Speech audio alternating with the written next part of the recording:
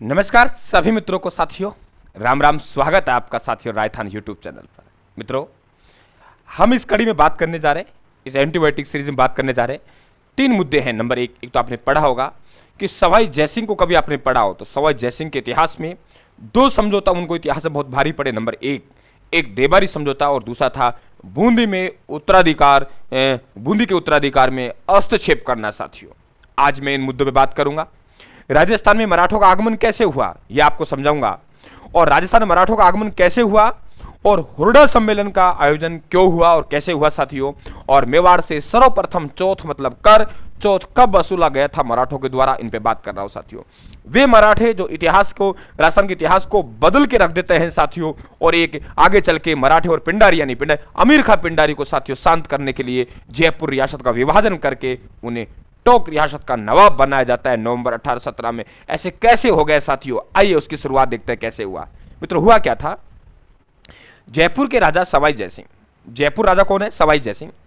सवाई जयसिंह के एक बहन है, बहुत ध्यान सुनेंगे, और उस बहन का विवाह किया गया है। कहां किया गया है? बहन का नाम अमर कुंवरी है और विवाह किया बूंदी में बुद्ध सिंह। यहां पे 4 पॉइंट ध्यान रखना है आप लोगों को। ये बूंदी है, उधर करवार पड़ता है कोटा में। करवार कहां पड़ता है? कोटा में। और एक जयपुर है और एक हुरडा है। तो सवाई राजा जयसिंह की बहन जिसका नाम है अमर कुंवरी का विवाह किससे हुआ? बुद्ध सिंह। बुद्ध सिंह कहां का राजा था? बूंदी का। एक इनकी बेटी है, बेटी का नाम क्या है? कृष्णा कुमारी। तो एक इनकी बेटी कृष्णा कुमारी का जो विवाह हुआ वे हुआ दलेल सिंह से। दलेल सिंह कहां का है? करवार कोटा का। तो एक तरफ तो दामाद है दलेल सिंह और एक तरफ जीजाजी है बुद्ध सिंह। एक तरफ दामाद और एक तरफ जीजाजी, बात समझ रहे हो? एक तरफ दामाद है, एक तरफ जीजाजी है। तो दामाद कौन है मित्रों? यहां पे दलेल सिंह, और जीजाजी कौन है? बुद्ध सिंह। मित्रों, बताते हैं बुद्ध सिंह के, इनकी बहन के कोई भवानी सिंह नामक पुत्र था जो मर गया या मरवा दिया, और इनके अब कोई संतान नहीं है। सवाई जयसिंह ने कहा, बहन देखो, कोटा में तेरी भतीजी है, देखो कितना प्यारा बोल रहा है, कोटा में तेरी भतीजी है, और ऐसे कर, आप मेरा दामाद वैसे ही आपका दामाद, तेरे कोई संतान है नहीं, संभावना भी कम है। देखिए बात देखिए, इसकी संभावना भी कम है। ऐसे कर, तू बूंदी का उत्तराधिकारी किसको नियुक्त करवा दे? दलेल सिंह को नियुक्त करवा दे। तो साहब बूंदी का अधिकारी दलेल सिंह को नियुक्त कर दिया। कोई दिक्कत नहीं है। समय का संयोग ऐसा था कि बुद्ध सिंह यानी सवाई जयसिंह की बहन के एक पुत्र जन्मा, उसका नाम क्या है? बुद्ध सिंह नहीं, उम्मेद सिंह। क्या नाम है? उम्मेद सिंह। पुत्र जन्मा, उनका नाम क्या है? उम्मेद सिंह। उम्मेद सिंह हो गए साहब। अब इन्होंने कहा कि ऐसा है भाई, अब हमारे बेटा संतान हो गई है, आप अपने दामाद को उठाइए। सवाई जयसिंह के मन में कपट था। सवाई जयसिंह के मन में कपट था साथियों, आनाकानी की।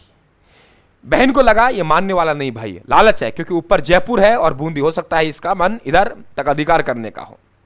ऐसे करते हैं, किसी ने बता दिया कि ऐसा है कि एक जाति है, कौन? मराठे, और वे मराठे हैं, पैसा लेते हैं और लड़ने आ जाते हैं। बहुत ताकतवर है, पैसे जरूर लगेंगे लेकिन सवाई जयसिंह की खूब मारा कुटी करेंगे। और सवाई जयसिंह उनसे पहले झगड़ा कर चुके हैं मालवा की सूबेदारी के दौरान। आपने कभी पढ़ा हो पिलसूद और मंदसौर का युद्ध। तो मराठा और सवाई जयसिंह में चल रहे, तो मराठे मौका देख रहे हैं राजस्थान हम कैसे एंट्री करें राजपूताना प्रदेश में। बहन ने कहा ठीक है। ये दलेल सिंह है, इसका भाई प्रताप सिंह और था, जो आपस में नहीं बनती थी। प्रताप सिंह को लगा यार अब घर का भेदी लंका ढाए, अब मैं चलता हूं। इन्होंने संपर्क किया बहन अमर कुंवरी से, कहा कि ऐसा है, मैं हम साथ हैं, दोनों मिलकर दलेल सिंह को भगाएंगे। तो सब राखी भेजी, राखी बंद भाई बनाए। लगभग 6 लाख रुपए देना तय हुआ। मल्लराव होलकर, राणोजी सिंधिया साहब। यह घटना 1733-34 ईस्वी के आसपास की है। यहां क्या हो गया? मराठों का आगमन हुआ। तो यह पढ़ते हैं राजस्थान में मराठों का आगमन कहां हुआ? सबसे पहले हम लोग कहेंगे बूंदी में हुआ। क्यों हुआ? सवाई जयसिंह के बूंदी के उत्तराधिकार में हस्तक्षेप करने का। किसने आमंत्रित किया? सवाई जयसिंह की बहन ने आमंत्रित किया। क्यों किया आपको पता है। अब सवाई जयसिंह घबरा गए साहब। एक जमाना था जयपुर राजाओं ने जो सेवा की थी, जयपुर के राजाओं ने कहां की सेवा की थी? मुगलों की खूब सेवा की। अब साहब ये जमाना गया, अब क्या करें? अब बेचारे परेशान हो रहे हैं। मराठों ने अगर सर्वाधिक कुटाई की है, सर्वाधिक परेशान किया है, जयपुर राजाओं को किया है साथियों। बात करेंगे समय समय पर। अब सवाई जयसिंह ने सोचा यहां से चले यार, पार नहीं पड़ेगी। सवाई जयसिंह भीलवाड़ा पहुंचा, मेवाड़ पहुंचा, क्योंकि मेवाड़ में कौन थे? मेवाड़ में इनका ससुराल था, आपने ध्यान हो तो ठीक है, मेवाड़ में इनका ससुराल था। मेवाड़ पहुंचे तो आयोजन का तय हुआ कि हम मराठों के खिलाफ एक सम्मेलन बुलाएंगे। आज मेरे ऊपर अटैक किया है, कल तुम्हारे ऊपर अटैक करेंगे। वे जमाना था जब मुगलों का अटैक हुए, तब नहीं समझे, तब तो ये था कि आपके ऊपर अटैक मुगल करेंगे, हम भी मुगलों का साथ देंगे।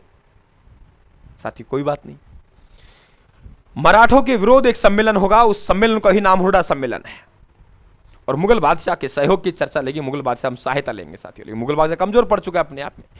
17 जुलाई 1734 को आयोजन की तिथि रखी गई और आयोजन करता सवाई जयसिंह है साथियों।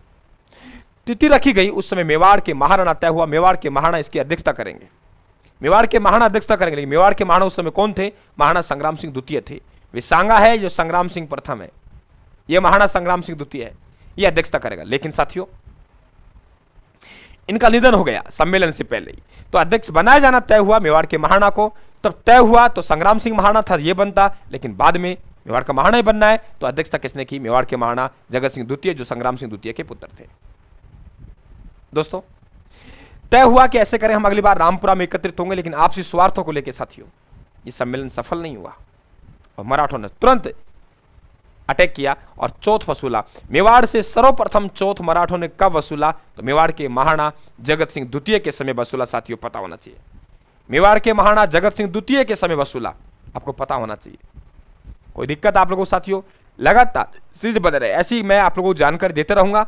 और एक कितनी इंपॉर्टेंट जानकारी, 2-2 मिनट 4-4 मिनट में साथियों, इतनी जानकारी हमें बहुत कम मिलती है। ये इतिहास की गुत्थियां सुलझाने में बहुत कामयाब है। ऐसा क्यों? सवाल तो दे के जाएगा, लेकिन कहीं न कहीं इतिहास की जो गुत्थियां हैं साथियों, वे भी यहां सुलझती हुई आप लोगों को नजर आएंगी। धन्यवाद। राम राम साहब, थैंक यू।